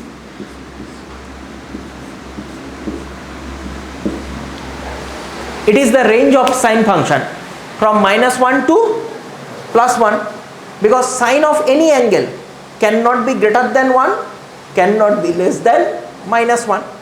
So I can write.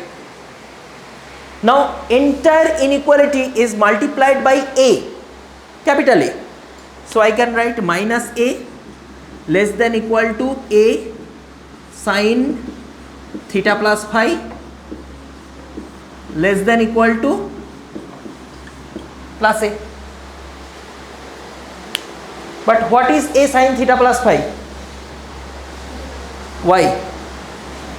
So minus a less than equal to y less than equal to plus a. So from this find the value of a, and that is your answer for maximum and minimum value. How to calculate? Square this equation and add.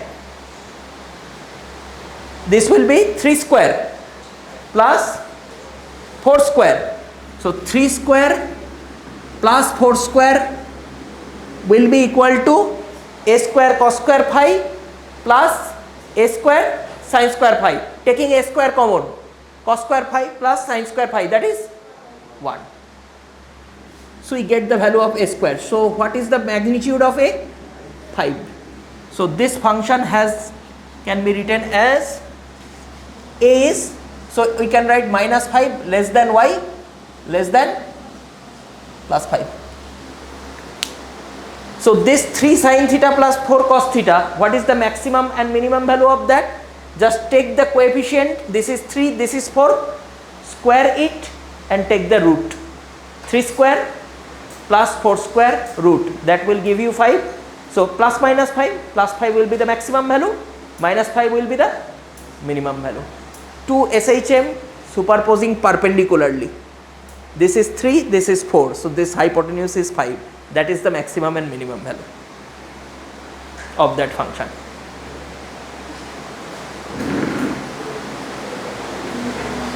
This topic is in 11th class, superposition of two SHM from two perpendicular direction.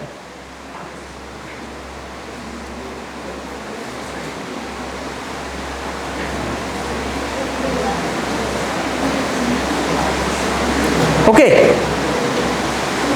Now, in this problem, in the original problem, what is the maximum value of this denominator? In place of 3 there is mu, in place of 4 there is 1. So this function has a maximum value root over of mu square plus 1. So minimum force will be mu mg by root over of mu square plus 1. Because when the denominator is maximum, because variable is only in the denominator, so if this denominator is maximum, this force will be minimum. So maximum value I put root over of mu square plus 1. So this entire thing you don't have to remember. You have to remember that if there is this type of a function, so how to calculate the maximum value? Just I will take the coefficients, square them, sum them and take the root.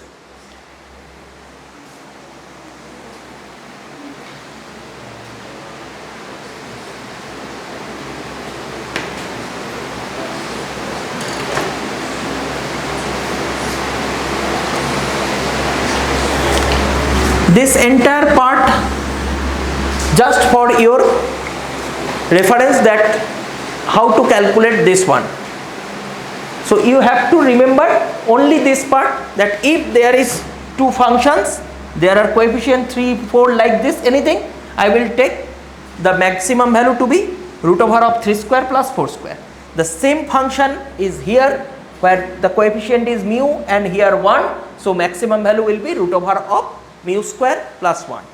So that f is related to this value where the variable term is in the denominator. So if the denominator is maximum, then the amount of force will be minimum. So I put the maximum value of the denominator.